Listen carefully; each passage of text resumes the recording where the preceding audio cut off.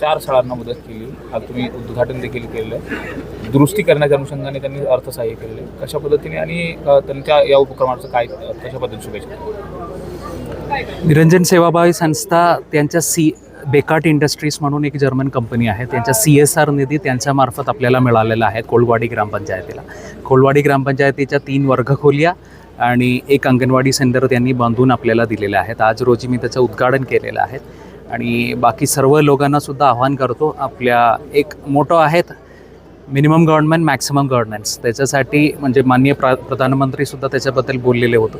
So minimum government म्हणजे जास्त private participation त्याच्यामध्ये अपेक्षित आहेत. सो ह्या केस त्याचं एक उत्तम उदाहरण आहेत. मॅक्सिमम प्रायव्हेट पार्टिसिपेशन कशा पद्धतीने होईल त्याचं एक उत्तम उदाहरण आहे आणि याच्याबद्दल मी त्यांना कौतुक करतो आणि त्यांना मनापासून धन्यवाद देतो. या शाळेचं तर झालंय दुरुस्तीचं काम. पावसामुळं आणि पुरामुळं अनेक शाळांचं नुकसान झालं होतं. त्यांची काय परिस्थिती आणि येत्या शैक्षणिक वर्षापर्यंत ते दुरुस्त होतील का?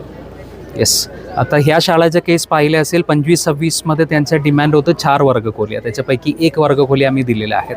आता आणखीन 26-27मध्ये आणखीन आपण वर्गखोली देणार आहोत.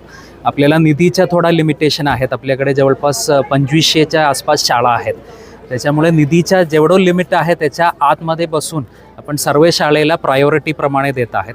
मागील वर्षामध्ये आपण पटसंख्या 20पेक्षा जास्त असलेले आणि बिल्डिंग नसलेल्या शाळासाठी प्रायोरिटी दिलेलं होतं आणि ह्या वर्षात आपण दुरुस्तीवर जास्त फोकस करत आहेत. आणि मागच्या वर्षाच्या पूर परिस्थितीमध्ये जे काही शाळा दुरुस्ती पात्र झालेल्या आहेत ते सर्व शाळेला निधी द्यायलासाठी कलेक्टर साहेब आणि माननीय DPDCच्या अध्यक्ष पालकमंत्रीला विनंती केल्याप्रमाणे ह्या वर्षात शाळा दुरुस्ती आणि नवीन वर्गखोलीसाठी जास्त निधीसुद्धा उपलब्ध करून मिळालेले आहेत. त्याचं पूर्णपणे प्लॅनिंग व्यवस्थितपणे करून माननीय BO ब्लॉक एज्युकेशन ऑफिसरकडून त्याच्या यादी काढून त्याच्याप्रमाणे आपल्या प्लॅनिंग करत आहेत.